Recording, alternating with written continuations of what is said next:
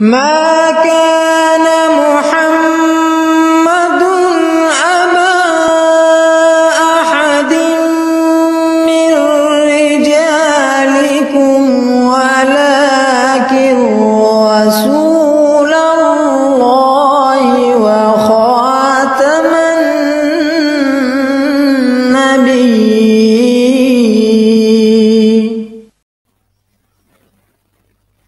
نحمدہ ونصلی علی رسولہ الکریم وعلی عبدہ المسیح الموعود.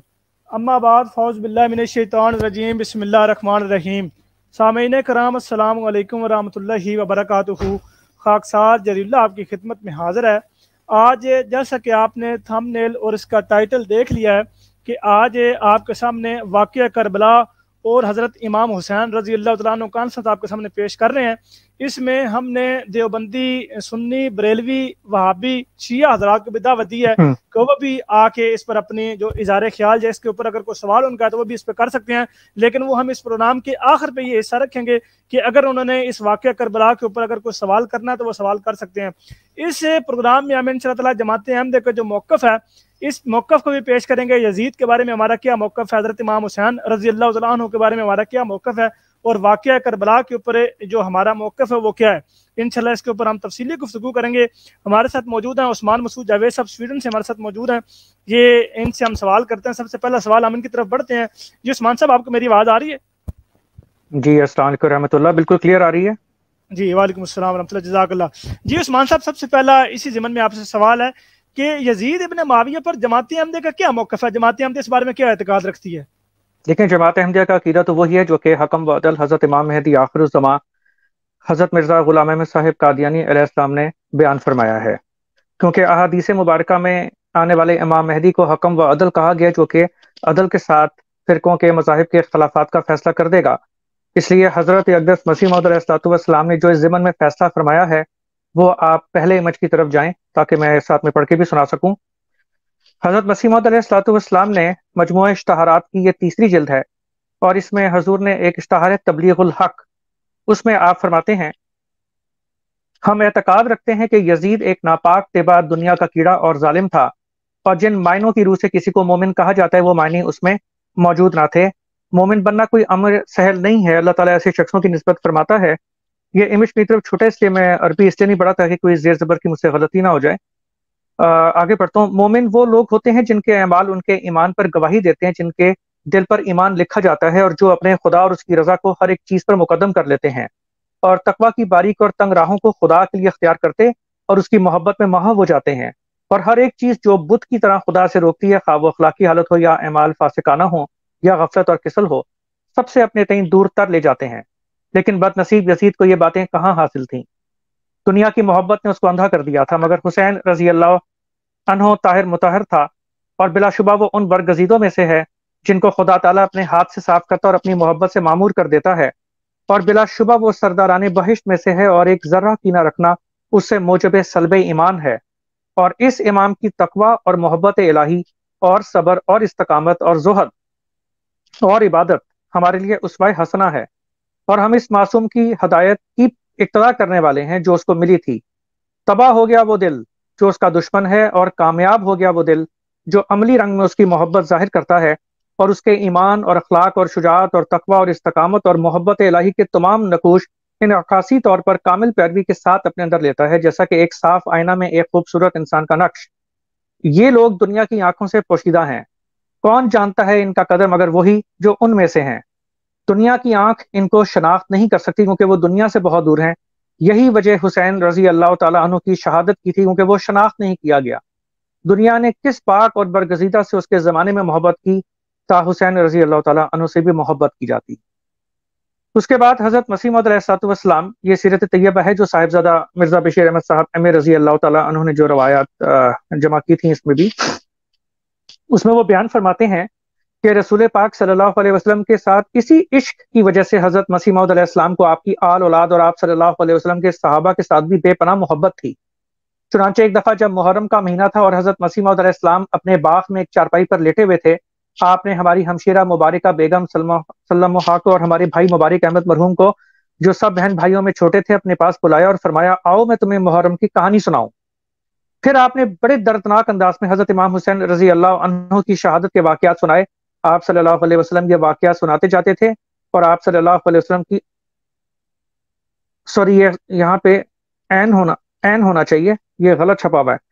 اور آپ علیہ السلام کی آنکھوں سے آنسو روا تھے، اور آپ اپنی انگلیوں کے پوروں سے اپنے آنسو پوچھتے جاتے تھے. اس دردناک کہانی کو ختم کرنے کے بعد آپ نے بڑے کرب کے ساتھ فرمایا، یزید پلیت نے یہ ظلم ہمارے نبی کریم صلی اللہ علیہ وسلم کے نواسے پر کروایا، مگر خدا نے بھی ان ظالموں کو بہت جلد اپنے عذاب میں پکڑ لیا. اس وقت آپ علیہ السلام پر عجیب کیفیت طاری تھی، اور اپنے آقا صلی اللہ علیہ وسلم کے جگر گوشہ کی المناک شہادت کے تصور سے آپ علیہ السلام کا دل بہت بے چین ہو رہا تھا، اور یہ سب کچھ رسول پاک صلی اللہ علیہ وسلم کے عشق کی وجہ سے تھا. روایات نواب مبارکہ بیگم صاحبہ. یہ ہے جی جماعت احمدیہ کا موقف یزید کے اوپر. جی جزاک اللہ عثمان بھائی، ماشاءاللہ کافی تفصیل سے آپ نے یزید کے اوپر جو جماعت احمدیہ کا موقف ہو آپ نے بیان فرما دیا، جزاک اللہ. اچھا، اسی ضمن میں ہمارا دوسرا سوال یہ عثمان بھائی آپ سے ہے کہ حضرت امام حسین رضی اللہ تعالیٰ عنہ نے یزید کی بیعت کیوں نہیں کی تھی؟ دیکھیں، بات یہ ہے کہ حضرت مسلم موعود رضی اللہ تعالیٰ عنہ، حضرت مرزا بشیر الدین محمود احمد رضی اللہ تعالیٰ عنہ نے اس کی ایک وجہ جو بیان فرمائی ہے، آپ اگلا امیج دکھائیں. یہ انوار العلوم کی 10ویں جلد سے لیا گیا ہے. Next image.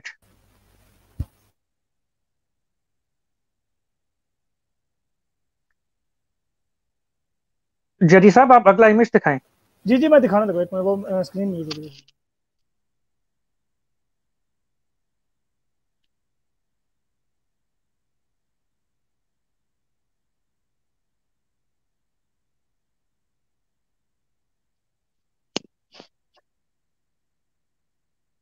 جی، اس میں آپ سکرول ڈاؤن کریں نیچے تاکہ اسکرین لوگوں کو نظر آئے جو میں نے ہائی لائٹ کیا ہوا ہے. حضرت خلیفۃ المسیح ثانی رضی اللہ تعالیٰ عنہ فرماتے ہیں کہ یزید باوجود مال و دولت اور جاہ و خشم کے ناکام رہا، اور حضرت امام حسین علیہ السلام باوجود شہادت کے کامیاب رہے. دیکھیں، مجھے نا پلیز یہ میسیجز مت کریں، میں اس وقت پروگرام کے دوران یہ آڈیو میسیجز نہیں سن سکتا. یزید باوجود مال و دولت اور جاہ و خشم کے ناکام رہا، اور حضرت امام حسین علیہ السلام باوجود شہادت کے کامیاب رہے، کیونکہ ان کا مقصد حکومت نہیں بلکہ حقوق العباد کی حفاظت تھا. 1300 سال گزر چکے ہیں، مگر وہ اصول جس کی تائید میں حضرت امام حسین علیہ السلام کھڑے ہوئے تھے، یعنی انتخاب خلافت کا حق اہل ملک کو ہے، کوئی بیٹا اپنے باپ کے بعد بطور وراثت اس حق پر قابض نہیں ہو سکتا. آج بھی ویسا ہی مقدس ہے جیسا کہ پہلے تھا، بلکہ ان کی شہادت نے اس حق کو اور بھی نمایاں کر دیا ہے. بس کامیاب حضرت امام حسین علیہ السلام ہوئے، نہ کہ یزید. یزید کی بیعت نہ کرنے کی ایک بہت بڑی وجہ یہ بھی ہے کہ وہ اپنے آپ کو خلیفہ کے طور پہ پریٹینڈ کر رہا تھا، اور وہ خلیفہ نہیں تھا، لہٰذا اس کی جو بیعت ہے وہ سرے سے بنتی ہی نہیں تھی. لیکن بہرحال وہ جو کہتے ہیں کہ ہر کوئی حسین نہیں ہوتا، اس زمانے میں بہت سے لوگ ایسے تھے جنہوں نے اس لیے اس کی بیعت کر کے جان چھڑائی کہ اپنی جان بچائیں. بہت سے لوگ ایسے تھے جنہوں نے اس لیے بیعت کی کیونکہ ان کے سامنے جنگ سفین اور جنگ جمل کی جو ہولناکیاں تھیں وہ نہیں چاہتے تھے کہ اب اس طرح سے پھر تصادم ہو. لوگ نیوٹرل بھی رہے، لیکن بہرحال وہ اس کے اندر وہ خوبیاں تھیں ہی نہیں سرے سے کہ جس کی وجہ سے اس کو اول تو اللہ کا خلیفہ سمجھا جاتا. پھر حضرت امیر معاویہ رضی اللہ تعالیٰ انہوں نے اپنی وفات سے قبل جو وصیت کی تھی اس کے مطابق بھی انہوں نے یہ فرمایا تھا یزید سے کہ اگر حسین پر قابو پا لو تو ان کو کچھ مت کہنا. لیکن اس نے حضرت امیر معاویہ رضی اللہ تعالیٰ عنہ اپنے والد کی وصیت کی بھی کوئی پرواہ نہیں کی. تو حضرت امام حسین کوئی مدعی خلافت نہیں تھا خدا نخواستہ. یہ الگ بات ہے کہ اگر واقعی صحیح طریق کے اوپر چناؤ ہوتا تو آج تاریخ اسلام کے اندر حضرت امام حسین ہمارے خلیفہ سادس ہوتے، اور یہی وہ اصل ڈر تھا جو اس کو پڑا ہوا تھا. تو اس کی جو بیعت لوگوں نے کی تھی وہ آپ اس کو اگر وہ کنگ کی حد تک رہتا تو شاید بات چل جاتی، لیکن وہ اپنے آپ کو خلیفہ کے طور پہ پریٹینڈ کر رہا تھا اور خلافت کی بیعت لینا چاہتا تھا، جو کہ حضرت امام حسین کے لیے ممکن نہیں تھی. حضرت مسیح موعود علیہ السلام نے خود ملفوظات میں یہاں تک لکھا ہوا ہے کہ حضرت امام حسن نے حضرت امیر معاویہ رضی اللہ تعالیٰ عنہ کی بیعت کی تھی، لیکن امیر معاویہ رضی اللہ تعالیٰ عنہ بادشاہ تھے. ان کی بیعت ایسی ہے جس طرح یہاں پہ انگلینڈ میں جب کسی کو نیشنلٹی ملتی ہے تو آپ اوتھ اٹھاتے ہیں کوئین کے نام پہ، تو وہ ایک بادشاہ کی بیعت تھی، وہ خلیفہ کی بیعت نہیں تھی. ان کو حضرت امیر معاویہ نے اس کے لیے مجبور نہیں کیا تھا کہ مجھے خلیفہ مانو اور خلیفہ کی بیعت لو. پھر حضرت امیر معاویہ رضی اللہ تعالیٰ عنہ کا اپنی زندگی میں ہی یزید کے لیے کوششیں کرنا بھی ثابت کرتا ہے کہ حضرت امیر معاویہ جو تھے وہ کوئی خلیفہ نہیں تھے، کیونکہ ہمارے سامنے حضرت ابو بکر، عمر، عثمان، علی کسی نے بھی اپنے بچوں کے لیے کوششیں نہیں کی تھیں. تو اس لیے یہ بات بالکل واضح ہونی چاہیے کہ یزید جو کہ حضرت امیر معاویہ کی مہربانیوں سے ہی ان کی غلطی ہے، ان کو ایسا نہیں کرنا چاہیے تھا، لیکن بہرحال انہوں نے ایسا کر دیا۔ لیکن یزید 2 ہاتھ آگے بڑھ کے خلافت کے اوپر آیا ہوا تھا اور خلیفہ ہونے کی بیعت لے رہا تھا، یہ پرابلم تھی۔ نیکسٹ۔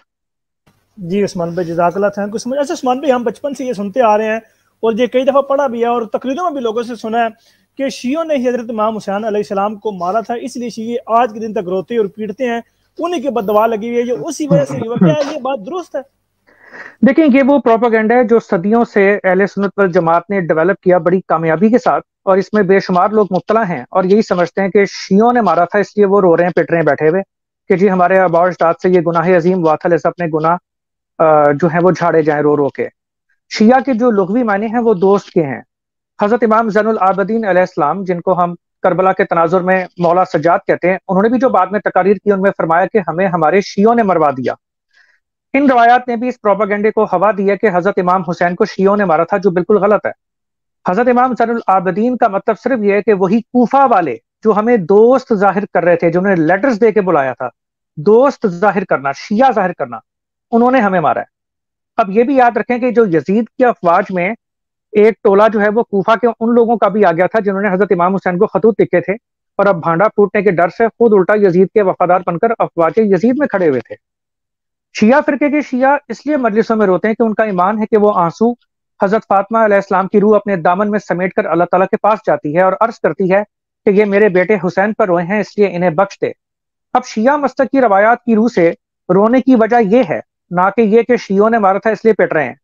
یہ عقیدہ گریہ کا درست ہو یا غلط یہ ایک الگ بحث ہے، لیکن کہاں شیعہ مسلمانوں کا اپنی روایات کی روح سے گناہ بخشوانے کے لیے گریہ کرنا، اور کہاں یہ الٹ پروپیگنڈا کہ انہوں نے ہی شیعوں نے ہی مارا تھا اس لیے رو رہے ہیں۔ میں خود پاکستان میں اپنے شیعہ دوستوں کے ساتھ محرم کی مجلسوں میں جاتا رہا ہوں۔ میں نے حسینی منزل بدر بلاک علامہ اقبال ٹاؤن لاہور، علامہ عرفان حیدر آبادی اور علامہ طالب جوہری صاحبان کی مجالس سنی بھی ہیں۔ میں نے کہیں بھی یہ نہیں سنا کہ ہم اس لیے روتے ہیں کیونکہ ہمارے آباء و اجداد نے حضرت امام حسین کو شہید کر دیا تھا۔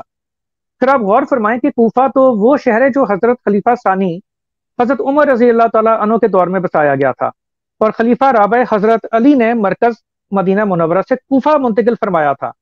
کوفہ کے لوگوں سے خود حضرت علی اور امام حسن تنگ رہے، اس لیے یہ سمجھنا کہ یہ حضرات مسلک کے شیعہ تھے بالکل غلط اور خلاف واقعہ بات ہے۔ انہوں نے اپنے آپ کو حضرت امام حسین کے دوست یعنی شیعہ ظاہر کیا تھا اور بعد میں 4 حصوں میں بٹ گئے تھے۔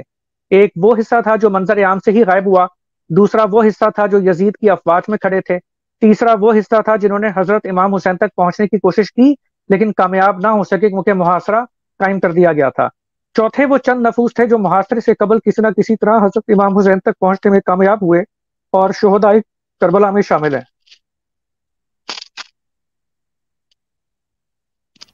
جی عثمان بھائی جزاک اللہ، اللہ تعالیٰ آپ کو جزا دے۔ اچھا عثمان بھائی یہ بھی جیسے یہ سوال کی جاتا ہے کہ حضرت امام حسین کو شیعوں نے مارا تھا، اور اس کے ساتھ یہ بھی ایک آیت ہے کہ یزید کوئی ذمہ دار نہیں تھا، اس نے حضرت امام حسین کو نہیں مارا تھا، نہ اس نے کوئی حکم دیا تھا۔ تو اس میں وہ یہ کہتے ہیں کہ ابن زیاد نے اپنی دانست میں یزید کو خوش کرنے کے لیے حضرت امام حسین کو شہید کروایا تھا، تو اس کے بارے میں آپ کیا کہیں گے؟ دیکھیں میں اس کا نہایت مختصر جواب دوں گا۔ ابن زیاد سے کسی قسم کا قصاص ایک تو یہ کہ یزید نے نہیں لیا، اور دوسرا میں آپ کو اس کا یہ جواب دوں گا کہ اگر آپ قائن یزید کی کتابیں اٹھا کے دیکھیں تو وہ تو یہاں تک دعویٰ کرتے ہیں کہ ابن زیاد نے کی تو کوئی انوالومنٹ ہی نہیں تھی۔ تو پھر سوال یہ پیدا ہوتا ہے کہ انوالومنٹ تھی کس کی، جب اینڈ میں اگر آپ نے اپنی تان کوفہ والوں کے اوپر ہی توڑنی ہے تو خود ان سے بھی کوئی قصاص نہیں لیا گیا، ٹھیک ہے؟ اس لیے یہ جو ہے نا کہ ابن زیاد نے اپنی دانش میں یزید کو خوش کرنے کے لیے امام حسین کو شہید کرایا، یہ بات درست نہیں ہے۔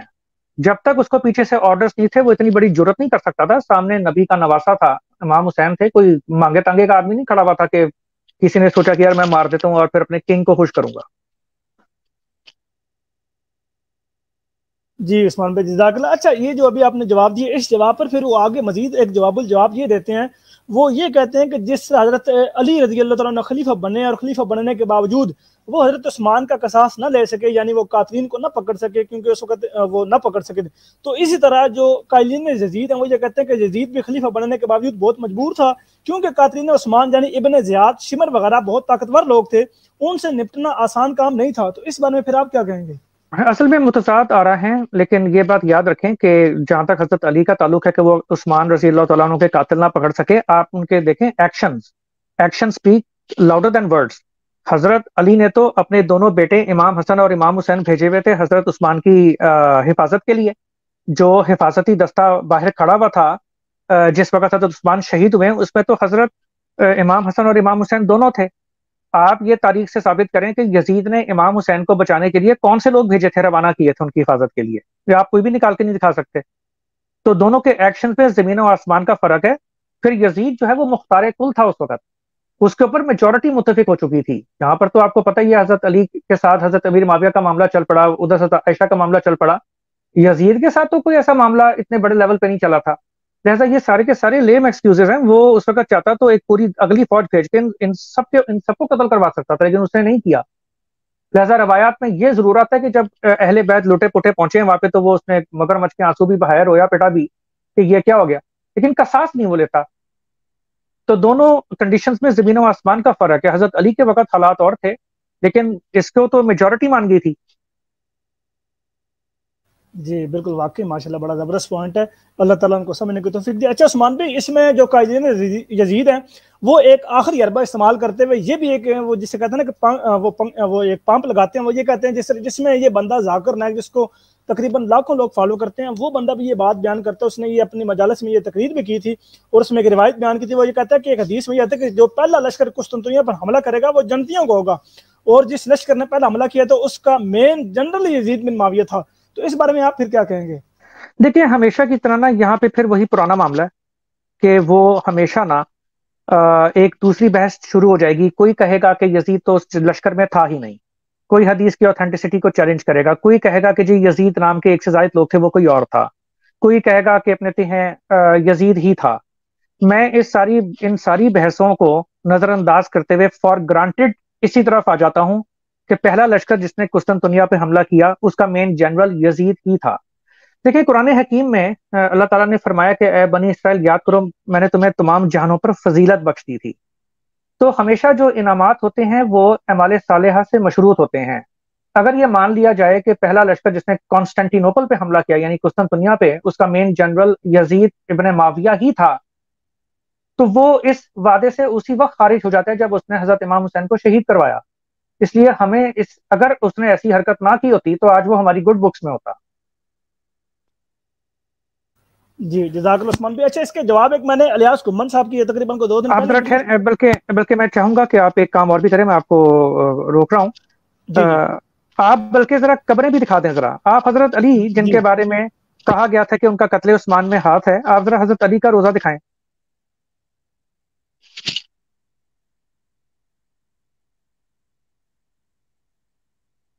یہ دیکھیں، یہ حضرت علی جو کہ خلیفہ راشد تھے اور خلیفہ رابع تھے، چوتھے خلیفہ تھے، یہ ان کا روزہ ہے. اب ذرا جس آدمی کو ثابت کرنے کے لیے کہ اس کا تو قتل حسین میں ہاتھ ہی نہیں تھا سرے سے اور وہ اللہ کا باقاعدہ خلیفہ تھا، اب ذرا اس کی قبر دکھائیں. یہ یزید ابن معاویہ کی قبر ہے. اگلا امیج بھی دکھا سکتے ہیں آپ ابھی. یزید ابن معاویہ کی قبر دیکھیں، خدا کی قسم وحشت ہوتی ہے دیکھ کے، خوف آتا ہے اس قبر کو دیکھ کے. یہ میں کوئی اپنی طرف سے کوئی مبالغانہ آرائی نہیں کر رہا کہ اپنے پاس سے کوئی جذبات ایڈ کر رہا ہوں لوگوں کو جذباتی کرنے کے لیے. اس قبر کو دیکھ کے آپ گوگل پہ نکال لیں، آپ اس کی ویڈیو نکال لیں، اس کو دیکھ کے رونگٹے کھڑے ہو جاتے ہیں اس قبر کو دیکھ کے. یہ اللہ کے کسی خلیفہ راشد کی قبر ہو ہی نہیں سکتی.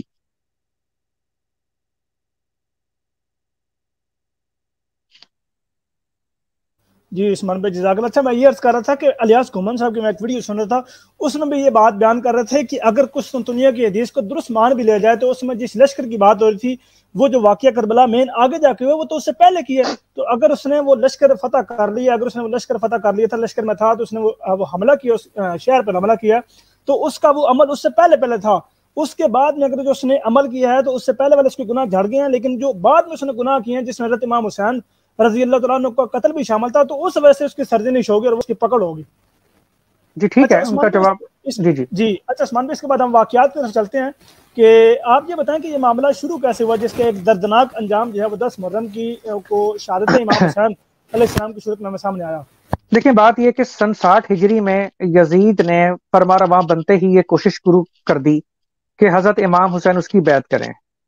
تو یہ ان کوششوں کا آغاز جو ہے وہ 27 رجب سے ہوا تھا. 28 رجب کو حضرت امام حسین نے مدینہ منورہ چھوڑا اور 3 شعبان کو آپ مکہ معظمہ پہنچ گئے.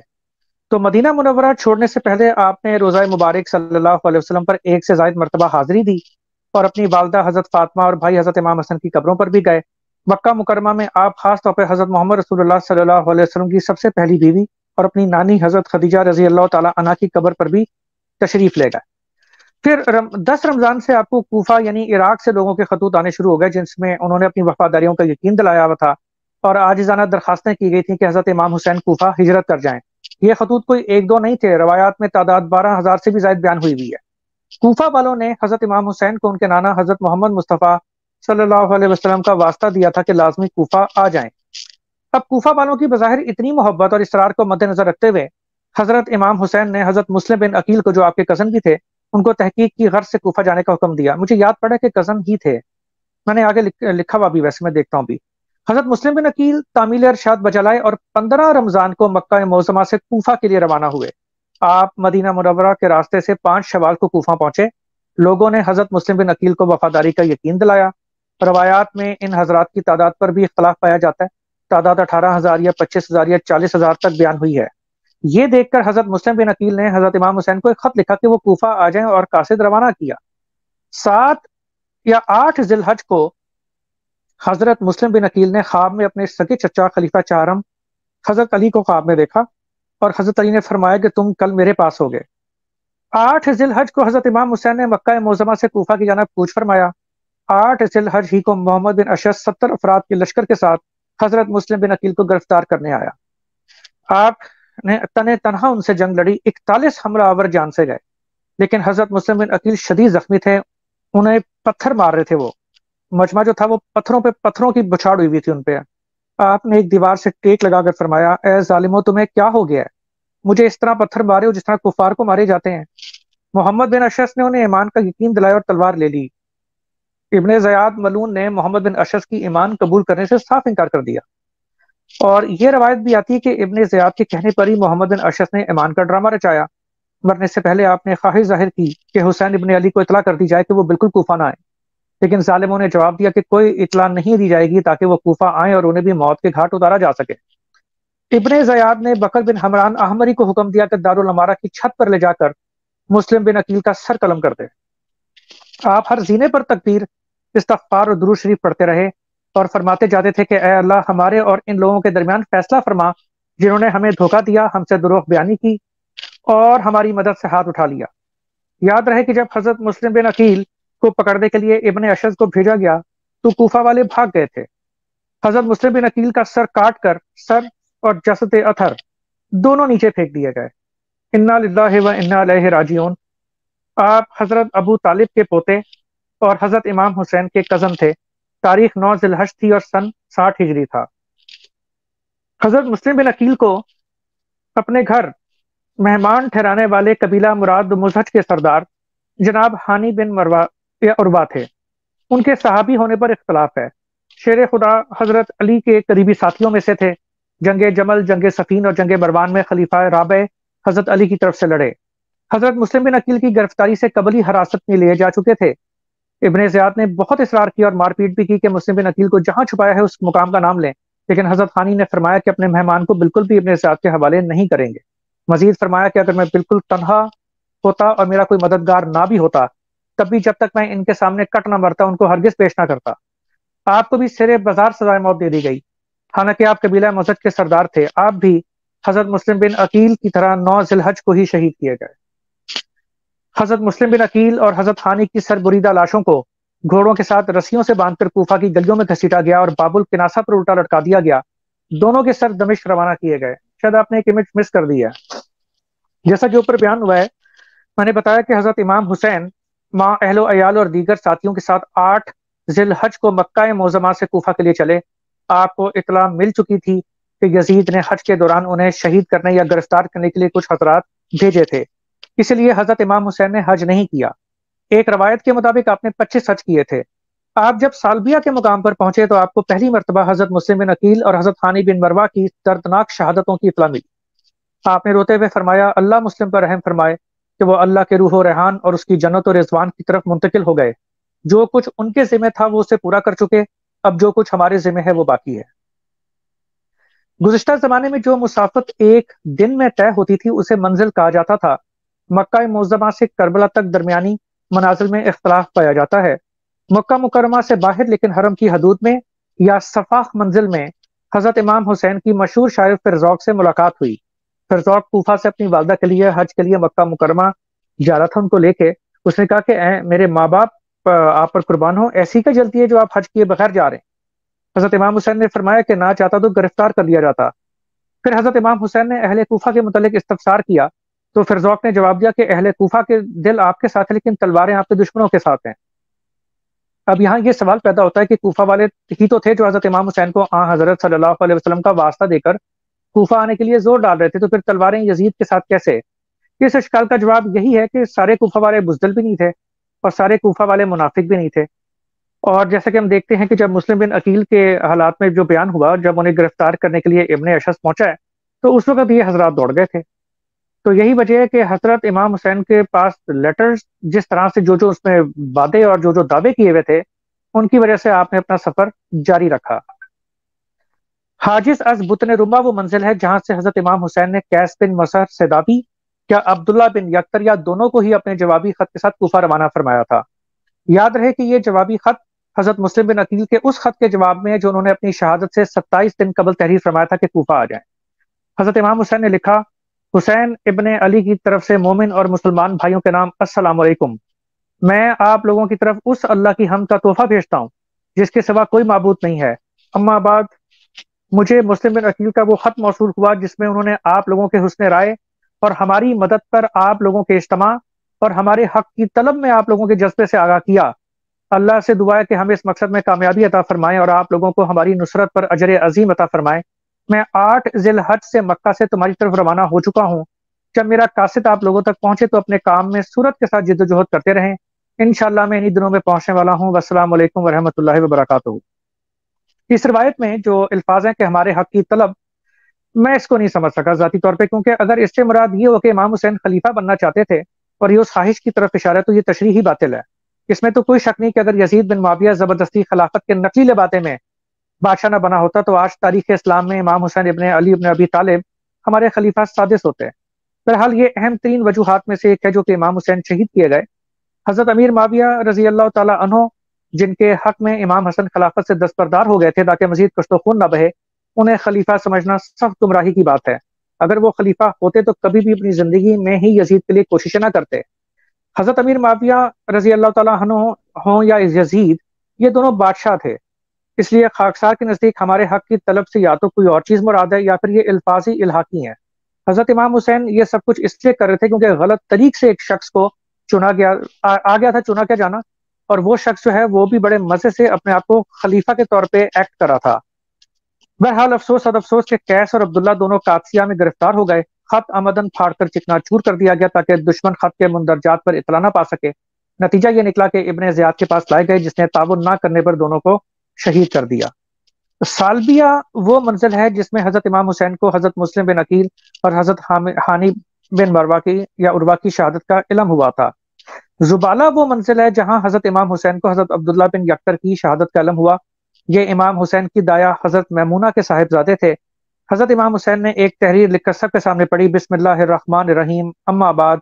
ایک بہت افسوسناک اور دل گداز خبر ملی کہ مسلم بن عقیل، حانی بن عروہ اور عبداللہ بن یکتر شہید کر دیے گئے ہیں اور ہمارے طرفداروں نے ہمیں بے حامی و ناصر کر دیا ہے۔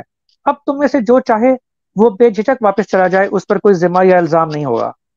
افراد پہلی کم تھے، اس بیان کو سننے کے بعد تعداد میں مزید کمی واقع ہوئی۔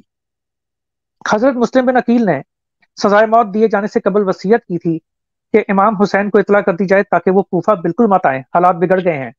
محمد بن اشعث کے مردہ ضمیر میں زندگی کی کچھ رمق باقی تھی، اس نے اپنا قاصد روانہ کیا جو اسی منزل زبالہ میں حضرت امام حسین سے ملا۔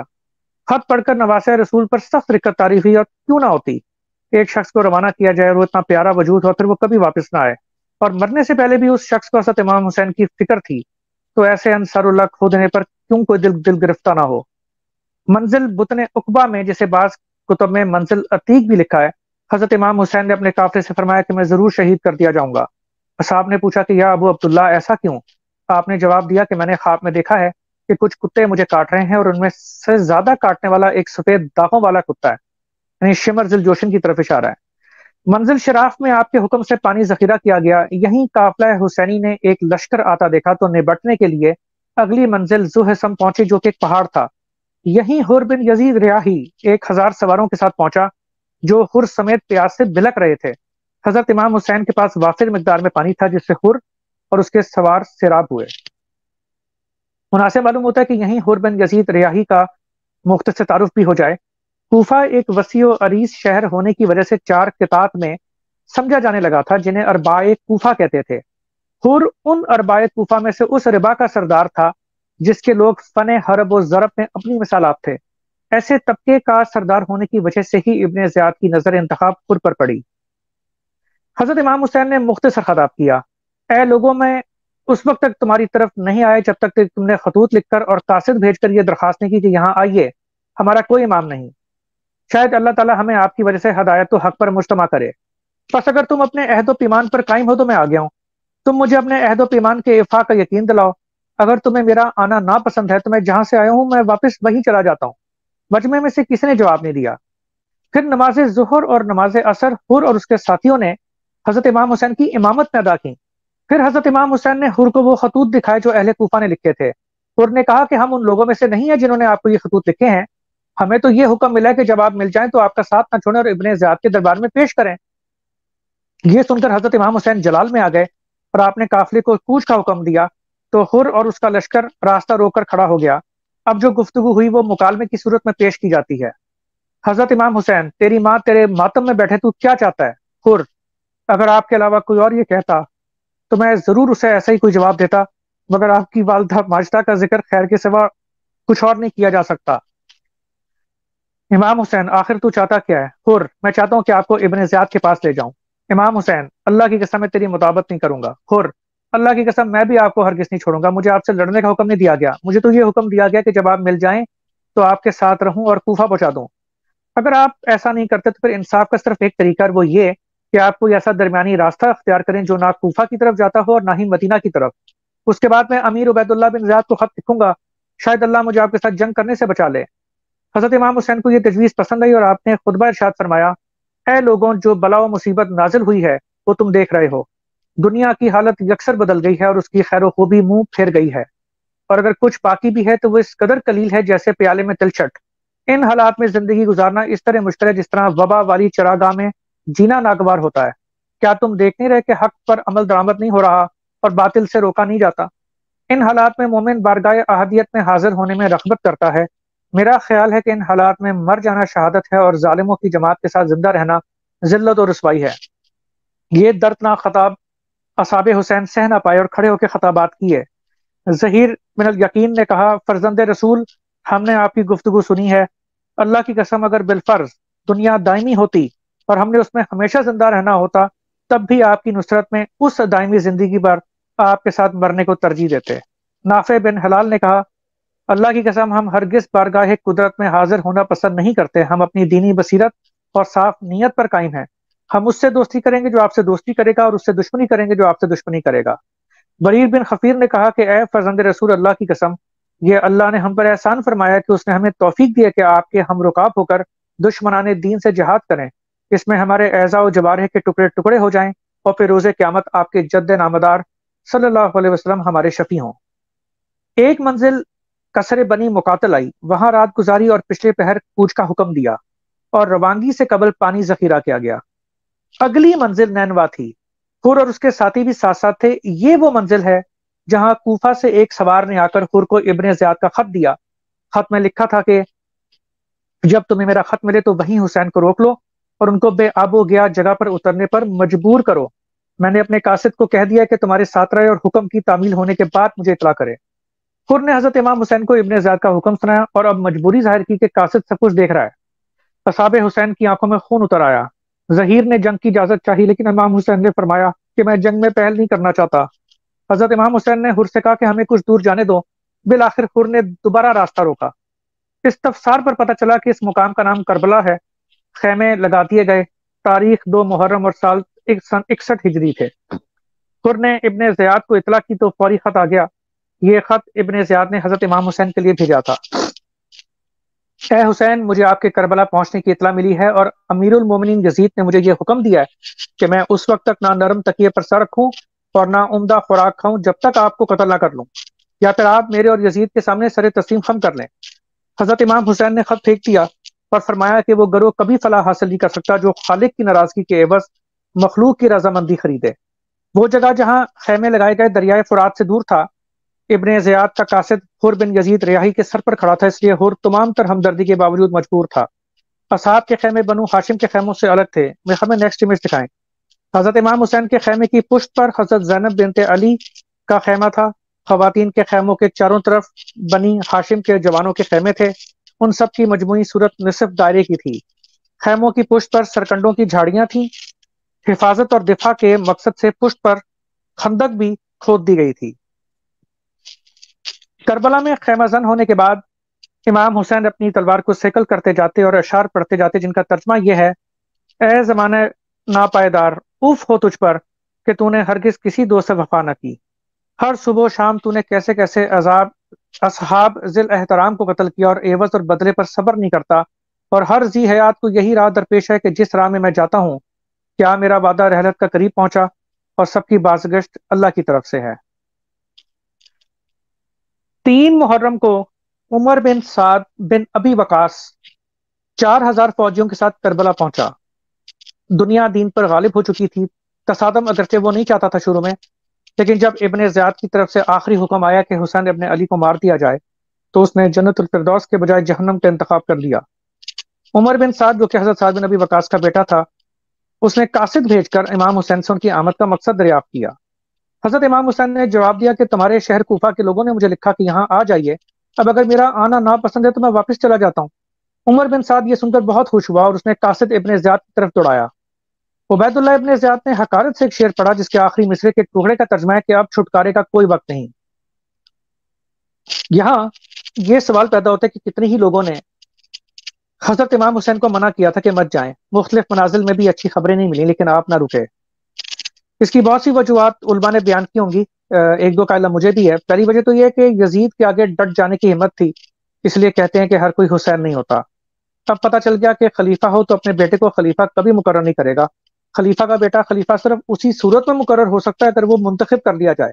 خلیفہ خود کبھی بھی اپنے بیٹے کے لیے اپنی زندگی میں کوششیں نہیں کرتا، جو کوشش کرے وہ خود خلیفہ نہیں ہو سکتا۔ تو یہ بھی ایک اہم ثبوت ہے کہ حضرت امام رضی اللہ تعالیٰ عنہ خلیفہ نہیں بلکہ بادشاہ تھے۔ پھر دوسری وجہ یہ بھی ہے کہ حضرت امام حسین کو شہادت کی خبر بھی مل چکی تھی، جیسے کہ میں نے پہلے بیان کیا۔ اب سوال یہ پیدا ہوتا ہے کہ اگر ایسا ہی تھا تو امام حسین تو اب بار بار کہہ رہے تھے کہ میں واپس چلا جاتا ہوں۔ یہ اتمام حجت کے لیے تھا، آپ جانتے تھے کہ آپ کو واپس نہیں جانے دیا جائے گا، مطالبہ ہی یہ تھا کہ یزید کی بیعت کرو۔ اس کے باوجود آپ نے یہ آپشن اس لیے رکھی تاکہ کوئی یہ نہ تاریخ میں کبھی کہہ سکے کہ آپ کا اصل مقصد معاذ اللہ فساد فی الارض تھا۔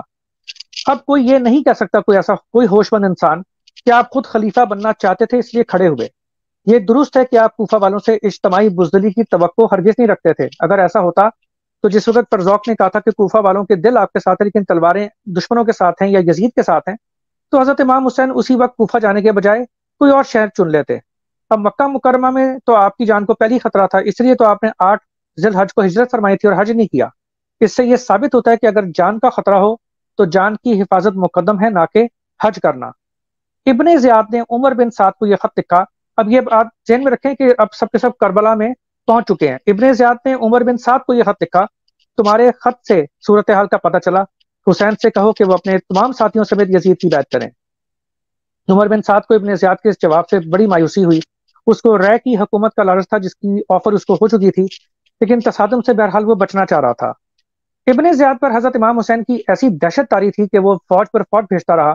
4 محرم کو شمر ذل جوشن 4000، یزید بن رکاب کلبی کو 2000 اور حسین بن نمیر کوفی کو 4000 کا لشکر دے کر روانہ کیا۔ یہ سلسلہ جاری رہا۔ حر بن قیس جافی سپاہیوں کے ساتھ پل فرات پر موجود تھا تاکہ کوفہ سے کوئی آدمی حضرت امام حسین کی مدد کے لیے نہ جا سکے۔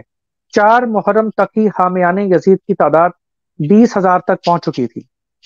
5 محرم کو ابن زیاد نے شبس بن ربیع کو بلا بھیجا جو کہ بیماری کا ڈرامہ کر کے کربلا نہیں جانا چاہ رہا تھا۔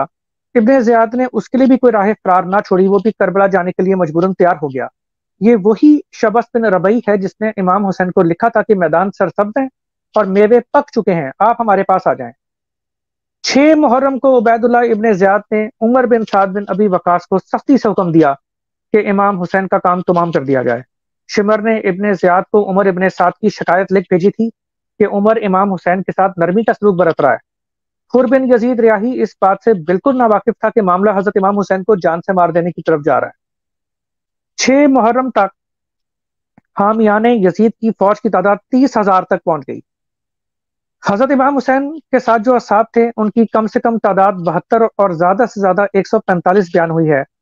بہرحال معروف تعداد 72 ہی ہے جو کہ بیان کی جاتی ہے، اور جو افواج یزید ہیں وہ 30,000 سے بہت اوپر تک، بلکہ بعض جگہ 80,000 تک بھی بیان ہوئی ہیں، لیکن میں نے 30,000 جو سب سے کم عدد بیان ہوا ہے وہی رکھا ہے، یا جو معروف ہے۔ 7ویں محرم کی شب، آج جبکہ میں یہ آپ کے ساتھ واقعات شیئر کر رہا ہوں، خود آج بھی 7 محرم ہے، اور کربلا کی 7 محرم سن 61 ہجری دریائے فرات پر پہرے بٹھا دیے گئے۔ حضرت امام حسین، خاندان اہل بیت اور اصحاب سب کو پیاس نے بحال کر دیا۔ یہ علاقے تو ویسے بھی گرم علاقے تھے۔ روایات سے ثابت ہے کہ حضرت امام حسین نے اہل حرم کے خیموں کے پیچھے ایک جگہ کھودی تو وہاں سے پانی نکل آیا، سب سیراب ہوئے، پھر وہ چشمہ غائب ہو گیا۔ تقریباً 50 کے قریب مشقیں پر کی گئیں، چند گھنٹوں میں ہی سارا پانی ختم ہو گیا۔ یہ 7 محرم کی رات ہے۔ تو یہ امیج دکھائیں میں نے خاص طور پہ معروف شیعہ ذاکر اور مفسر قرآن علامہ طالب جوہری صاحب کی جو کتاب ہے حدیث کربلا، اس میں انہوں نے بھی یہ بات بیان کی ہے۔ 7ویں محرم شب، علامہ طالب جوہری رقم تراز ہیں کہ اس واقعہ کے ظاہر سے یہ اندازہ ہوتا ہے کہ یہ 6 محرم کا دن گزر کر 7 محرم کی شب میں وقوع پذیر ہوا۔ خیابانی نے اسے 6 محرم کے واقعات میں تحریر کیا ہے۔ بنی اسد کا مذکورہ واقعہ تحریر کرنے کے بعد خوارزمی اور مجلسی تحریر فرماتے ہیں کہ فوج یزید کے اس دستے نے پلٹ کر فرات کو اپنے قبضے میں لے لیا اور پانی کی اس طرح ناکہ بندی کر دی کہ حسین اور اصحاب حسین پیاس کی شدت میں مبتلا ہو گئے۔ تو امام حسین نے کدال لی، علیہ السلام نے کدال لی اور اہل حرم کے خیموں کی پشت پر تشریف لے گئے اور قبلہ رخ 19 قدم آگے جا کر کھدائی کی۔ اس مکان سے میٹھے پانی کا چشمہ پھوٹ نکلا، اس سے امام حسین علیہ السلام نے بھی پانی پیا اور سب نے اپنی پیاس بجھائی اور کچھ پانی ذخیرہ کیا، پھر وہ چشمہ غائب ہو گیا۔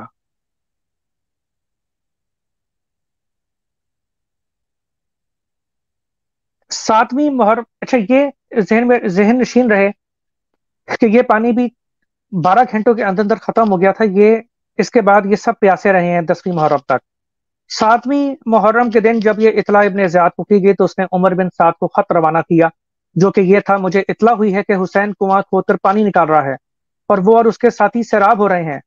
میرا یہ خط ملتے ہی انہیں کنویں کھودنے سے روکو، سختی کرو اور پانی نہ پینے دو، جیسا کہ انہوں نے حضرت عثمان کے ساتھ کیا تھا۔ اب اس خط میں خلیفہ ثالث حضرت عثمان کے متعلق جو بیان ہوا ہے یہ بالکل غلط اور خلاف واقعہ ہے۔ جیسا کہ پہلے بھی میں نے بتایا کہ امام حسن اور امام حسین تو اس حفاظتی دستے میں شامل تھے جو خلیفہ ثالث حضرت عثمان رضی اللہ تعالیٰ عنہ کے گھر کے باہر پہرا دے رہا تھا، اس لیے حضرات حسنین پر کیسے ذمہ داری ڈالی جا سکتی ہے؟ تو افواج یزید کو کنٹرول میں رکھنے کے لیے صرف ایک غلط بات ہے جو اس خط میں لکھی گئی۔ حضرت عثمان روایات کے مطابق 50 دن کے پیاسے تھے، ان تک بھی پانی نہیں پہنچنے دیا گیا تھا، اور جن حضرات نے پہنچانے کی کوشش کی خود ان کے ساتھ برا سلوک کیا گیا تھا، مشکیزیں توڑے گئے۔ لیکن کوئی بھی یہ ثابت نہیں کر سکتا کہ یہ پانی والا جو معاملہ یہ حضرت علی یا امام حسن یا امام حسین نے کروایا ہو۔ پھر 8ویں محرم کی شب حضرت امام حسین نے اپنے ستیلے بھائی اور حضرت علی کے بیٹے حضرت عباس رضی اللہ تعالیٰ عنہ کو، جو عباس علم بردار بھی کہلائے جاتے ہیں، انہیں حکم دیا کہ پانی لائیں۔ وہ 30 سواروں اور 20 پیادوں کے ساتھ فرات کے کنارے پہنچے تھے۔ انہیں پانی پینے کی اجازت دی گئی، لیکن انہوں نے یہ کہہ کر انکار کر دیا کہ وہ پانی کیسے پی سکتے ہیں جبکہ حضرت امام حسین پیاسے رہیں۔ مشکوں میں پانی بھر کر لے جانے کی کوشش کی گئی تو جھڑپ ہو گئی۔ اس جھڑپ کے باوجود اصحاب مشکیں خیموں تک لے جانے میں کامیاب ہوئے، لیکن یہ صرف 20 مشکیں پانی کی تھیں جو جلد ختم ہو گئیں، اور اسی لیے حضرت عباس کے القاب میں سے ایک اس واقعہ کے تناظر میں سقا بھی ہے۔ اسی رات امام حسین نے عمر بن سعد کو پیغام بھجوایا اور دونوں کی ملاقات ہوئی۔ روایات میں یہ بھی آیا کہ خود عمر بن سعد نے ملاقات کی درخواست کی تھی۔ مکالمے کی صورت میں پیش کی جاتی ہے: حضرت امام حسین، اے ابن سعد، وائے ہو تم پر، تم اللہ سے ڈرتے کیوں نہیں ہو؟ حالانکہ تم کو اس کی بارگاہ میں واپس جانا ہے، کیا تم مجھ سے قتال کرنا چاہتے ہو، یہ جانتے ہوئے بھی کہ میں کس کا بیٹا ہوں؟ ان لوگوں سے الگ ہو جاؤ اور میرے ساتھ ہو لو جو اللہ سے قربت کا باعث ہوگا۔ عمر بن سعد: میں ڈرتا ہوں میرا گھر گرا دیا جائے گا۔ امام حسین میں دوبارہ تعمیر کرا دوں گا۔ عمر بن سعد میری جائیداد ضبط کر لی جائے گی۔ امام حسین میں اپنے حجاز کے مال سے بہتر املاک تمہیں دوں گا۔ عمر بن سعد مجھے اپنے اہل کا خوف ہے، ابن زیاد انہیں نقصان پہنچائے گا۔ امام حسین میں ان کا ضامن ہوں۔ عمر بن سعد خاموش۔ امام حسین نے کہا تمہیں کیا ہو گیا ہے؟ اللہ تمہیں بستر پر ذبح کرے اور روز قیامت تمہاری مغفرت نہ کرے۔ خدا کی قسم میں امید کرتا ہوں کہ تم سیر ہو کے عراق کا گیہوں نہیں کھا سکو گے۔ اس پر عمر بن سعد نے بڑے تمسخر سے کہا کہ اگر گیہوں نہ ملا تو جو پر ہی گزارا کر لوں گا۔ اس مکالمے سے پتہ چلتا ہے کہ امام حسین اس امر سے بخوبی واقف تھے کہ تصادم کا وقت قریب ہے۔ روایات میں یہ بھی اختلاف ہے کہ یہ ملاقات کون سی محرم کو ہوئی تھی۔ اس کا حل یہ نکالا گیا ہے کہ امام حسین سے عمر بن سعد کی ملاقاتیں ایک سے زائد ہیں۔ ان ملاقاتوں میں کیا باتیں ہوئی ہیں ان پر بھی اختلاف ہے۔ کوئی بات چیت یا جملہ کسی نے کسی اور محرم کا سمجھا اور کسی نے کسی اور محرم کا۔ اس لیے مناسب معلوم ہوتا ہے کہ جو بالکل ہی لغو بات تاریخوں میں آئی ہے اس کا بھی ذرا ذکر ہو جائے۔ 8ویں محرم کے دن عمر بن سعد نے ابن زیاد کو خط لکھا۔ اس نے تصادم روکنے کے لیے ابن زیاد کو یہ خط بھیج دیا۔ اللہ نے فتنہ و فساد کی آگ بجھا دی ہے اور اتحاد اسلامی کی صورت پیدا کر دی ہے اور امت مسلمہ کے معاملے کی اصلاح کر دی ہے۔ یہ حسین موجود ہیں جو مجھے یقین دلاتے ہیں کہ جہاں سے آئے ہیں وہیں واپس چلے جاتے ہیں یا کسی اسلامی سرحد کی طرف نکل جاتے ہیں تاکہ وہاں ایک مسلمان کسی زندگی بسر کریں، یا امیر المومنین یزید کے پاس جائیں گے اور ان کے ہاتھ میں ہاتھ دے دیں۔ بظاہر اس امر میں آپ کی رضا اور امت کی فلاح ہے۔ اب یہ سفید جھوٹ ہے۔ اگر حضرت امام حسین نے یہ آفر کی ہوتی کہ مجھے یزید کے پاس لے جاؤ کہ میں اپنا ہاتھ اس کے ہاتھ میں دے دوں، تو افواج یزید کا تو مطالبہ یہ تھا کہ یہاں سے بیعت لکھو، یہاں پہ بیعت کرو یزید کی، پھر آگے پہنچایا جائے گا۔ تو آپ کو کربلا میں لڑنے کی پھر ضرورت کیا تھی؟ اگر بیعت ہی کرنی تھی تو کربلا میں ہی ہو جاتی، بعد میں یزید سے ملاقات بھی ہو جاتی۔ اصل بات وہی ہے جو عقبہ بن سمان کی روایت میں بیان ہوئی ہے کہ امام حسین نے کہا تھا کہ میں اس وسیع اور عریض زمین میں نکل جاتا ہوں یہاں تک کہ دیکھیں لوگوں کے معاملے کا کیا انجام ہوتا ہے۔ بہرحال اس خط کو پڑھنے کے بعد روایات میں آیا کہ ابن زیاد نے معاملے کو پسند کیا، لیکن شمر نے اس کو قائل کیا کہ حسین اب ہاتھ سے نکل گئے تو لوگ ان کے ساتھ ہوتے جائیں گے اور وہ طاقت پکڑ لیں گے۔ ابن زیاد کا عمر بن سعد کے خط پر خوش ہونا درست معلوم نہیں ہوتا، کیونکہ خود ابن زیاد نے ہی عمر بن سعد کو خط لکھا تھا کہ امیر المومنین یزید کا حکم ہے کہ حسین سے بیعت لی جائے یا قتل کر دیا جائے۔ ایسی روایات سے صرف یہ دکھانا ہوتا ہے کہ ابن زیاد کا قصور نہیں ہے۔ صاف ظاہر ہے ابن زیاد میں یزید کی حکم عدولی کی جرت نہیں تھی، اور وہ تو خود یزید کا ہمنوا ہو کر امام حسین کا دشمن تھا۔ اس کو کیسے عمر بن سعد کا خط پڑھ کر خوشی ہو سکتی تھی کہ شکر ہے مسئلہ حل ہو گیا۔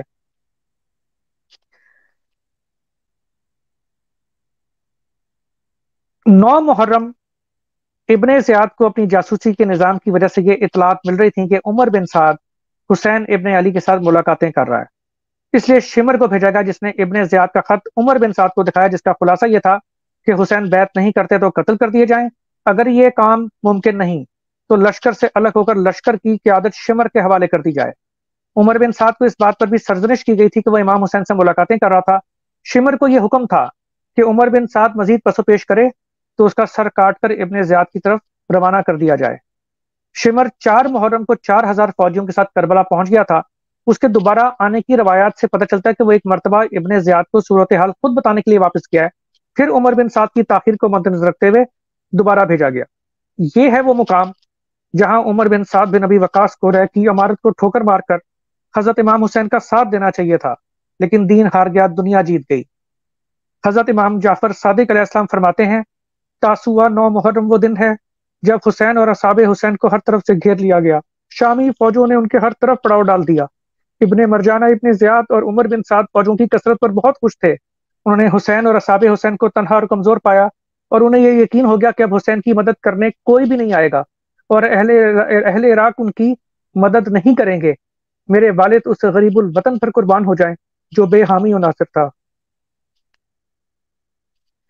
9 محرم بعد نماز عصر عمر بن سعد نے یہ بدبخت اعلان کیا کہ اے خدا کے سواروں سوار ہو جاؤ، تمہیں جنت کی بشارت ہو۔ فوج نے آگے بڑھنا شروع کیا۔ حضرت امام حسین کی بہن حضرت زینب بنت فاطمہ بنت محمد نے جب گھوڑوں کی ٹاپوں کی آواز سنی تو آپ امام حسین کے پاس پہنچی۔ امام حسین تلوار سے ٹیک لگائے سر زانو پر رکھے نیند میں تھے۔ بہن نے بھائی سے کہا کہ آپ کو یہ آوازیں نہیں آ رہی جو قریب آتی جا رہی ہیں؟ حضرت امام حسین نے فرمایا کہ میں نے اللہ کے رسول صلی اللہ علیہ وسلم کو خواب میں دیکھا ہے جنہوں نے فرمایا کہ تم میرے پاس آ رہے ہو۔ حضرت زینب نے منہ پھر پیٹ لیا اور فریاد کرنے لگیں تو حضرت امام حسین نے فرمایا کہ بہن صبر کرو اور چپ ہو جاؤ، اللہ تمہیں اپنی رحمتوں کے سائے میں رکھے۔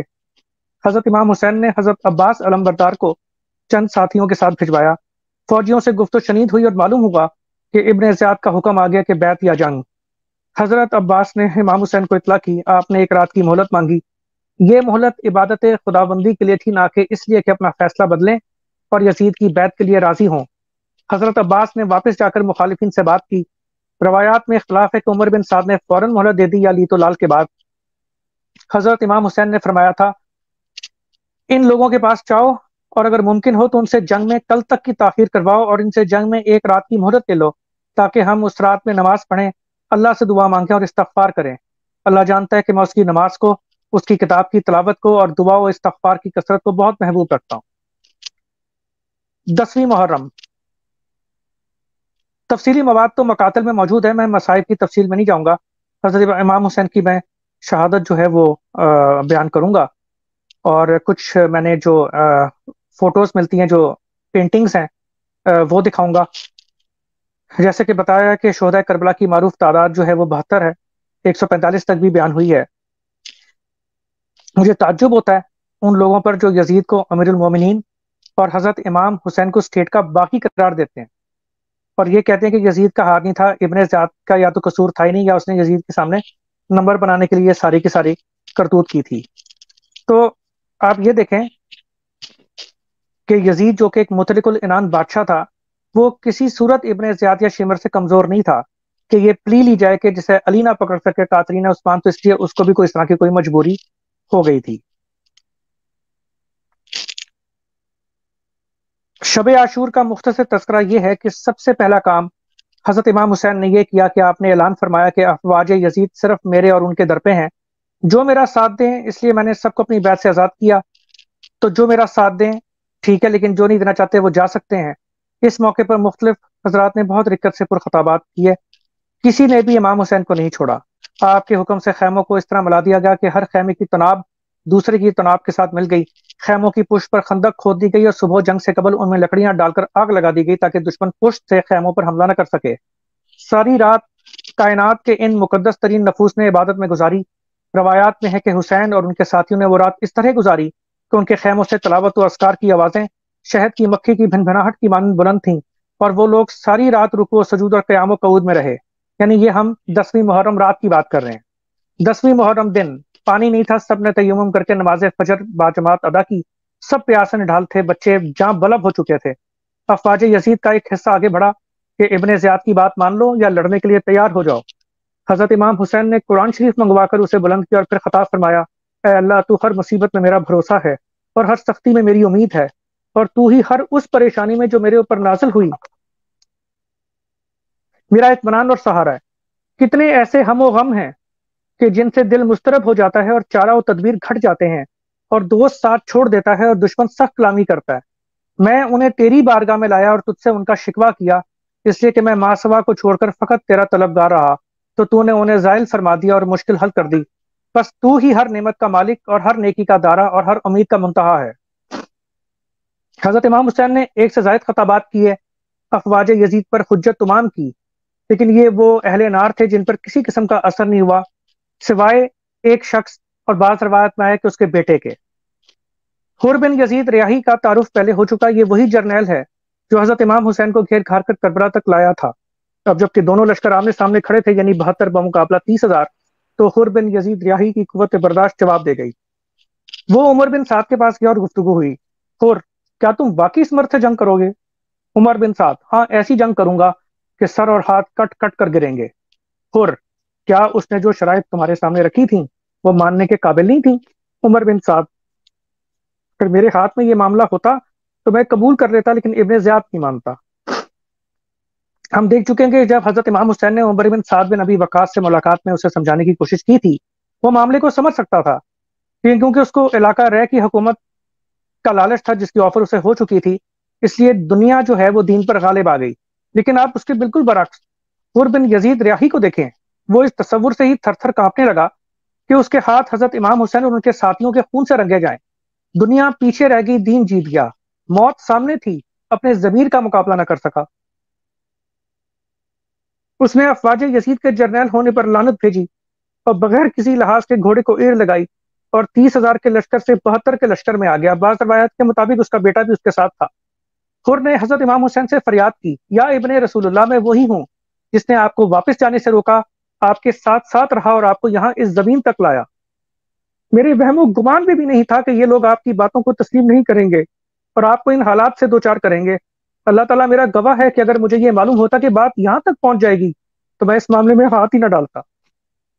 میں نے جو کیا ہے اس کے لیے اللہ کی بارگاہ میں توبہ کرتا ہوں، کیا میری توبہ قبول ہے؟ حضرت امام حسین نے فرمایا کہ ہاں، اللہ تمہاری توبہ کو قبول کرے گا۔ حر نے افواج یزید سے خطاب کیا، اے اہل کوفہ، تمہاری مائیں تمہارے سوگ میں گریا کریں۔ تم نے اس عبد صالح کو دعوت دی اور جب وہ تمہارے پاس آ گیا تو تم تھے جو کہا کرتے تھے کہ تم اس کے دشمنوں سے اس کے ساتھ مل کر جنگ کرو گے، اور اب تم نے اس کی مدد سے ہاتھ کھینچ لیا ہے اور چاہتے ہو کہ اس کو قتل کر دو۔ تم نے اس کو ایسا پکڑ لیا کہ سانس لینے کا راستہ بھی بند کر دیا ہے اور ہر طرف سے ایسا محاصرہ کر لیا ہے کہ خدا کی وسیع و عریض زمین بھی اس پر تنگ کر دی گئی ہے۔ یہ بزرگ تمہارے ہاتھوں قیدی بن گیا ہے، نہ وہ کوئی فائدہ حاصل کر سکتا ہے، نہ نقصان کو دفع کر سکتا ہے۔ تم نے فرات کا بہتا ہوا پانی اور اس کے عورتوں، بچوں اور متعلقین پر بند کر دیا ہے، جسے یہودی، عیسائی، مجوس پی رہے ہیں، اور علاقے کے سور اور کتے اس میں لوٹ رہے ہیں، اور ان لوگوں کو پیاس نے پچھاڑ دی ہے۔ تم نے محمد رسول اللہ کے خاندان کے بارے میں کیا بری مراعات کی ہیں، اللہ تمہیں پیاس کے دن روز قیامت سیراب نہ کرے۔ اس خطاب کے جواب کے طور پہ عمر بن سعد نے لشکر حسین کی طرف تیر چلا کر جنگ کا آغاز کیا۔ افواج یزید کے تیر اندازوں نے تیروں کی بچھاڑ کر دی، اور اس ابتدائی حملے میں، جس کو حملہ اولا کہا جاتا ہے، اسی میں ہی 50 سے زائد جو تھے ساتھی حضرت امام حسین کے، وہ شہید ہو گئے۔ نماز، یہ آپ اگلا امیج دکھائیں، یہ حالت تھی وہاں پہ۔ نماز ظہر جنگ کے دوران اب تک زندہ رہ جانے والوں کی آدھی تعداد کے ساتھ ادا کی گئی۔ سعید بن عبداللہ نے حضرت امام حسین کو مارے جانے والے سارے تیر اپنے جسم پر لیے جب وہ نماز پڑھ رہے تھے، اور شدید زخمی ہو کر گر گئے۔ گرنے کے بعد فرمایا کہ اے اللہ، ان لوگوں پر عاد و سمود کی طرح لعنت کر۔ اے اللہ، اپنے نبی صلی اللہ علیہ وسلم کو میرا سلام پہنچا دے اور میرے زخموں کی تکلیف سے بھی انہیں مطلع کر دے۔ میں نے تیرے ثواب کی خاطر تیرے نبی کی ذریت کی مدد کی ہے۔ اس کے بعد حضرت سعید بن عبداللہ کی آنکھیں ہمیشہ ہمیشہ کے لیے بند ہو گئیں۔ نماز کی ادائیگی کے بعد حضرت امام حسین نے اپنے بچ جانے والے ساتھیوں سے خطاب فرمایا، اے گروہ اسلام اور اے اہل ایمان، اللہ کے دین کی حمایت کرو اور رسول اللہ صلی اللہ علیہ وسلم کے اہل حرم اور اپنے امام اور نبی زادے کا دفاع کرو۔ تم ہمارے جد کے جوار میں ہمارے ہمسائے ہو، تم ہماری نگاہ میں باعث عزت اور اہل مدت ہو، بس دشمنوں سے ہمارا دفاع کرو، اللہ تمہیں برکت نصیب کرے۔ یہ سن کر اصحاب حسین کی دھاڑیں نکل گئیں اور سب نے فرمایا، اے اہل بیت رسول، ہماری جانیں اور ہمارے خون آپ پر نثار اور ہماری روحیں آپ لوگوں پر فدا ہیں۔ خدا کی قسم، جب تک ہم زندہ ہیں کوئی بدی آپ تک نہیں پہنچے گی۔ ہم نے اپنے آپ کو تلواروں کے حوالے کر دیا ہے اور اپنے جسموں کو پرندوں کی خوراک بنا دیا ہے تاکہ آپ لوگوں کی حفاظت کر سکیں اور جانوں کو قربان کر دیں۔ وہی کامیاب ہوگا جو آج خیر کما لے اور آپ لوگوں کی راہ میں جان دے دے۔ آپ یہ امیجز دکھائیں، یہ حضرت علی اکبر کے امیجز جو کہ انٹرنیٹ کے اوپر جو ڈرائنگز ہیں بنائی گئی ہیں۔ آپ حضرت امام حسین کے بڑے صاحبزادے تھے، اسی طرح آپ کے جو چھوٹے بیٹے تھے علی اصغر، جب وہ پیاسے تھے اور امام حسین نے پانی مانگا تھا تو اس وقت ان کو جواب میں تیر ملا۔ آپ آگے لے کے جائیں امیج، اس سے آگے چلیں۔ آپ نے اس وقت پانی مانگا اپنے بچے کے لیے، لیکن جواب میں تیر آیا جس کی وجہ سے وہ شہید ہو گیا۔ آگے چلیں، دکھاتے جائیں امیجز۔ اسی طرح آپ کے ستیلے بھائی عباس علم بردار، جو کہ پانی لینے کے لیے گئے تھے لیکن پھر وہ شہید ہو گیا لاتے ہوئے۔ آپ کا بھتیجا قاسم، امام حسن کے بیٹے۔ آگے چلتے جائیں۔ اب امام حسین آ گئے، یعنی کہ ایک ایسا وقت آ گیا جب اصحاب حسین اور اہل بیت کے لڑنے والے سب افراد اللہ تعالیٰ کے حضور حاضر ہو گئے۔ کس نے لکھا ہے کہ ہائے کربلا، وہ پیاسوں کا لشکر کہاں گیا؟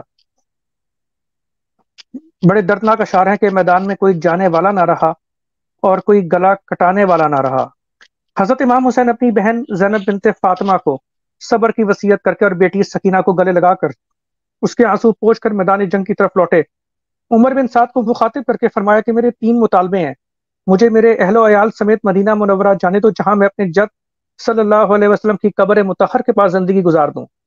مجھے پانی پلا دو، میرے جگر میں آگ لگی ہوئی ہے۔ اگر یہ دونوں باتیں قبول نہیں تو عرب کے دستور کے مطابق مجھ سے ایک ایک کر کے لڑو۔ بدبخت عمر بن سعد نے تیسرا مطالبہ قبول کیا۔ جب ایک ایک کر کے سبھی جہنم واصل ہونا شروع ہوئے تو عمر بن سعد کو ہوش آئی اور اس نے کہا کہ یہ تو علی کا بیٹا ہے، چاروں طرف سے حملہ کرو۔ اگلا امیج، ضربات سے آپ شدید زخمی ہوئے اور زندگی کا آخری خطاب کیا۔ اے اللہ کے بندو، اللہ کا تقوی اختیار کرو اور دنیا سے ڈرتے رہو۔ اگر دنیا کسی کے لیے باقی رہتی اور کوئی اس دنیا کے لیے باقی رہتا تو اس کے سب سے زیادہ مستحق انبیاء تھے، اس لیے کہ وہی لوگ اللہ کی رضا سے سب سے زیادہ قریب اور اس کے فیصلوں پر سب سے زیادہ راضی رہنے والے لوگ تھے۔ لیکن اللہ نے اس دنیا کو امتحان و ابتلا کے لیے خلق فرمایا ہے اور اہل دنیا کو فنا ہونے کے لیے پیدا کیا ہے۔ اس دنیا کی ہر نئی شے پرانی ہو جاتی ہے، اس کی نعمتیں ناپید ہو جاتی ہیں، اس کی خوشی بدمزہ ہو جاتی ہے۔ یہ دنیا رہنے کی نہیں بلکہ سامان سفر کو اکٹھا کرنے کی جگہ ہے۔ تم بھی بہترین سامان سفر مہیا کرو اور وہ تقوی ہے، اور اللہ کا تقوی اختیار کرو تاکہ تمہیں کامیابی نصیب ہو۔ اہل نار پر پھر کوئی اثر نہیں ہوا۔ ایک وقت ایسا آ گیا کہ آپ کسی نہ کسی طرح دریائے فرات تک پہنچنے میں کامیاب ہوئے۔ جیسے ہی پانی چلو میں لیا تو حسین بن تمیم نے تیر مارا جو آپ کے گلے میں لگا۔ آپ ایک گھونٹ پانی بھی نہ پی سکے۔ تیر گلے سے کھینچا اور خون ہاتھوں میں بھر کر آسمان کی طرف اچھال دیا۔ جب علی اصغر کے گلے میں تیر لگا تھا تب بھی آپ نے ایسے ہی کیا تھا۔ کسی لانتی نے جھوٹ بولا کہ آپ یہاں پانی پینا چاہ رہے ہیں اور وہاں خیمے لوٹے جا رہے ہیں۔ یہ سن کر آپ واپس ہو لیے اور دوبارہ خیموں تک پہنچے۔ تب پتہ چلا کہ کذب بیانی کی گئی تھی۔ بہن کو صبر کی وصیت کی اور آخری مرتبہ اہل بیت سے مل کر دوبارہ واپس ہوئے۔ دشمن نے دوبارہ حملہ کیا۔ ایک تیر پیشانی پر لگا۔ ذرا بن شریک تمیمی نے تلوار کا وار کیا جس سے آپ کی بائیں ہتھیلی کٹ گئی۔ ایک پتھر پیشانی پہ دوبارہ لگا۔ سنان بن انس نے آپ کے گلے پر تیر مارا اور صالح بن وہاب مزنی نے کمر کے نیچے نیزہ مارا۔ یہ ضرب اتنی شدید تھی کہ آپ گھوڑے سے دائیں رخسار کے بل زمین پر گرے۔ یاد رہے کہ یہ وہ مقدس وجود تھا جو اللہ کے رسول صلی اللہ علیہ وسلم جب سجدے میں ہوتے تھے تو ان پر چڑھ جاتا تھا اور جس کے رونے سے حضرت صلی اللہ علیہ وسلم بے چین ہو جاتے تھے۔ بقول شاعر، آج آثار قیامت ہے نمایاں دہر میں، آج آثار قیامت ہے نمایاں دہر میں، سجدہ خالق میں کس کا سر جدا ہونے کو ہے۔ آپ نے حلق سے تیر کھینچا۔ اس موقع پہ اللہ کے حضور بحالت سجدہ آنسو بہائے اور فریاد کی، میں مظلوم قتل ہو رہا ہوں، میرے جد محمد مصطفیٰ صلی اللہ علیہ وسلم ہیں، میں پیاسا ذبح کیا جا رہا ہوں، میرے بابا علی مرتضیٰ ہیں، میری حتق حرمت کی جاری ہے اور میری ماں فاطمہ زہرا ہیں۔ آسمان کی طرف دیکھتے ہوئے آپ نے فرمایا، پروردگار میں تیرے فیصلے اور امتحان پر صابر ہوں، تیرے علاوہ اور کوئی معبود نہیں۔ اے فریاد کرنے والوں کی فریاد سننے والے، آپ کی سانسیں ابھی چل رہی تھیں جب شمر ملون نے یا بعض روایات کے مطابق سنان نے بحالت سجدہ گردن کی پشت سے ذبح کر کے گردن تن سے جدا کر دی۔ انا للہ و انا الیہ راجعون۔ یہ واقعات تھے جو کہ میں نے آپ کے ساتھ ابھی صرف اور صرف اختصار کے ساتھ بیان کیے ہیں۔ تو اگر آپ کے ذہن میں کوئی اور بھی سوال ہے تو آپ کر سکتے ہیں۔ انا للہ و انا الیہ راجعون۔ واقعی یار یہ ایک شاعر ہیں انڈیا کے، انہوں نے یہ بات ایک بیان کی تھی، بڑے زبردست قسم واقعہ کربلا کو ایک شعر انہوں نے یہ بیان کیا تھا کہ قتل حسین اصل میں مرگ یزید ہے، اسلام زندہ ہوتا ہے ہر کربلا کے بعد۔ جو لوگ یہ اعتراض کرتے ہیں کہ حضرت امام حسین علیہ السلام نے جو یہ جنگ لڑی یہ ایک سیاسی جنگ تھی، انا للہ و انا الیہ راجعون، کس قدر یہ ظلم اور زیادتی ایک تو ان پر ڈھائی گئی اور اس کے بعد پھر اس جنگ کو سیاسی نام دیا گیا، کس قدر یہ ظلم کے اوپر ظلم کیا گیا۔ اور اس کے بعد پھر قائلین یزید اس بات پر یہ مصیر ہیں کہ حضرت امام حسین حق پر نہیں تھے بلکہ یزید حق پر تھا، کس قدر یہ بددیانتی اور نبی کریم صلی اللہ علیہ وسلم کی آل کے ساتھ کس قدر زیادتی کی گئی۔ اور اس کے بعد پھر اس کے باوجود بھی یزید کو رحمۃ اللہ علیہ رضی اللہ عنہ اس کو جنتی اور جنتیوں کو سردار اور پتنی سے کیا بنا کر پیش کرتے ہیں۔ اور تقریباً اس سال بھی جب یہ ریلی نکالے گی کراچی میں، اس وقت بھی یزید کے جو قائلین تھے انہوں نے بڑے بلند و بانگ دعوے سے یہ اعلان کیا تھا، یزید کو رحمۃ اللہ کہا تھا، یزید کو امیر المومنین کہا تھا، کیا وہ یہ واقعات بھول گئے تھے؟ عثمان بھی جو آپ نے آخر میں ایک بات کی تھی، واقعی اس بات نے کلیجہ چیرنے والی بات یہ ہے کہ وہ حسین، وہ حضرت امام حسین جو نبی کریم صلی اللہ علیہ وسلم کی پشت پر جب وہ نماز پڑھا کرتے تھے، جب وہ چڑھتے تھے تو نبی صلی اللہ علیہ وسلم ان کے رونے سے وہ ہل جایا کرتے تھے، وہی حضرت امام حسین ان کو شہید کر دیا گیا۔ اور اس کے بعد پھر یہ کہا جاتا ہے کہ وہ ایک سیاسی جنگ تھی، اس کے اوپر سوائے افسوس کے کچھ بھی نہیں کہا جاتا۔ عثمان بھائی جزاک اللہ، اللہ تعالیٰ آپ کو جزا دے، بہت شکریہ، آپ نے ماشاءاللہ کافی تفصیل سے اس بات پر روشنی ڈالی ہے اور جماعت احمدیہ کے موقف آپ نے عوام تک پہنچایا ہے، اللہ تعالیٰ آپ کو اس کی جزا دے۔ اچھا عثمان بھائی، یہاں پر میں مزید ایک بات آپ سے یہ پوچھنا چاہتا ہوں کہ کچھ جو قائلین یزید ہے وہ ان کے ذہن میں یہ بھی بات ایک آ سکتی ہے، یا ایک جو ریسرچر ہے اس کے ذہن میں یہ بات بھی آ سکتی ہے کہ کیا یزید کی فوج میں کوئی بے قصور بھی ایسے ہوں گے کہ جن کو پتہ ہی نہیں آئے، جو خوف سے پیچھے نہیں ہٹ سکتے تھے، کہ ان کو یہ ڈر تھا کہ بھائی ہم اگر پیچھے ہٹے گے تو ہمیں مار دے گا، یزید مار دے گا، تو کیا ان کے بارے میں یہ کہا جا سکتا ہے کہ وہ حق پر تھے؟ آپ اگلا امیج دکھائیں۔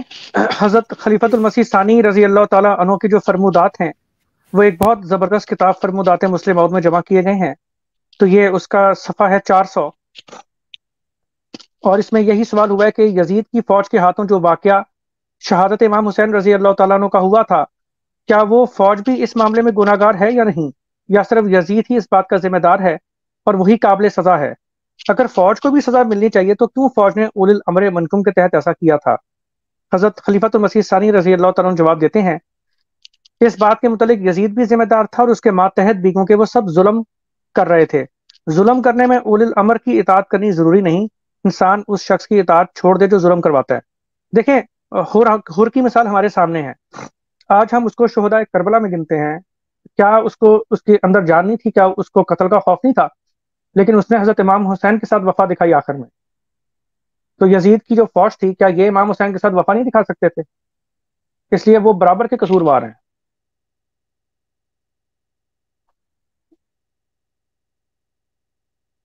جی عثمان بھائی جزاک اللہ، تھینک یو سو مچ۔ اچھا، میں یہاں پہ اب آخری سوال عثمان بھائی سے کر رہا ہوں، اس کے بعد اگر کسی کوئی سامعین میں سے کوئی سوال کرنا چاہتے ہیں، جیسے کہ نیچے ایک دوست نے بھی یہ کہا تھا کہ میں سوال ہم کر سکتے ہیں، تو ان سے بھی یہ اجازت ہے کہ وہ سوال کر سکتے ہیں، لیکن سوال یہ ہے کہ موضوع سے ریلیٹڈ سوال ہو، موضوع سے ہٹ کے کوئی سوال کائنڈلی نہ کریں۔ اگر کسی نے کرنا ہے تو موضوع کے مطابق سوال، یعنی یا واقعہ کربلا کے بارے میں، یا جماعت احمدیہ کے جو موقف ہے اس کے بارے میں یہ جو آپ کے سامنے پیش کیا، یا واقعہ کربلا کے بارے میں اگر کسی کا کوئی سوال ہے تو وہ سوال کر سکتے ہیں۔ اچھا عثمان بھائی، آخری سوال آپ سے یہ ہے کہ جو یزید کے قائلین ہیں ان کو کیسے سمجھایا جائے کہ جو یزید ہے وہ خلیفہ نہیں ہے اور اس کو خلیفہ ماننے کا کوئی جواز پیدا نہیں ہوتا، تو ان کو کس طرح سمجھایا جائے؟ دیکھیں، مسلمان قوم ایک جذباتی قوم ہے، جس کو اچھا مانتے اس میں کوئی خامی نہیں مانتے، جس کو برا مان لیں اس میں کوئی خوبی نہیں مانتے۔ جب آپ جا کے قائلین یزید سے بات چیت شروع کریں گے، جی السلام علیکم، بسم اللہ الرحمن الرحیم، یزید زانی تھا، شرابی تھا، کبابی تھا، تو یہ معاملہ الٹا غیرت کا بن جاتا ہے۔ ہم خود حضرت مسیح موعود علیہ الصلوۃ والسلام کے ماننے والے ہیں، آپ نے خود پلید کا لفظ استعمال کیا ہے، دنیا کا کیڑا کہا ہے۔ جس نے کسی ایک بے گناہ انسان کا قتل کر دیا، اس نے ساری انسانیت کا قتل کر دیا۔ قرآن حکیم میں بھی یہ سبجیکٹ ہے، تورات میں بھی ہے۔ آپ کا کام صرف اتنا ہونا چاہیے کہ آپ یہ ثابت کرتے ہیں کہ امام حسین کو شہید کروایا تھا یزید نے۔ جب آپ کردار کے اوپر آتے ہیں تو پھر وہ بھی ٹھوک بجا کے میدان میں آ جاتے ہیں۔ میرا یہ ایکسپیرینس ہے، آپ اگر قائلین یزید کی کتابیں بھی اٹھا کے دیکھیں، آپ یزید کے کردار کشی میں جو بھی روایات پیش کی جاتی ہیں، وہ اس میں کبھی کوئی راوی ضعیف نکال دیں گے، کسی کو مردود نکال دیں گے، کسی کو شیعہ نکال دیں گے، وہ بھی ٹھیک ٹھاک ویسے کرتے ہیں۔ تو مقصد میں نگاہ ہونی چاہیے، آپ یہ ثابت کریں کہ یزید نے امام حسین کو شہید کروایا تھا، اس کے کردار کو چھوڑیں۔ پھر بعض چیزیں ایسی ہیں جو کہ بدقسمتی سے گپ کے طور پہ مشہور ہو گئی ہیں۔ فار ایگزامپل، بڑی مشہور ہے کہ جی یزید نے اعلان کیا تھا کہ بنو ہاشم پہ کوئی وحی نہیں آئی تھی، کوئی وحی نہیں آئی تھی، بنو ہاشم نے ڈرامہ کھیلا تھا۔ اب یہ بات میری گپ ہے، اس نے ایسی کوئی بات نہیں کی۔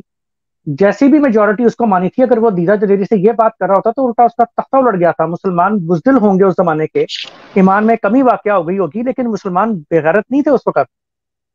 لوگوں نے روکنے کی کوشش بھی کی ہے، لیکن یزید مطلق العنان بادشاہ تھا اس وقت۔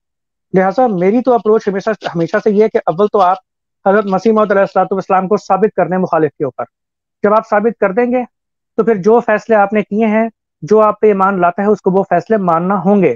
یہی شان رسالت ہے۔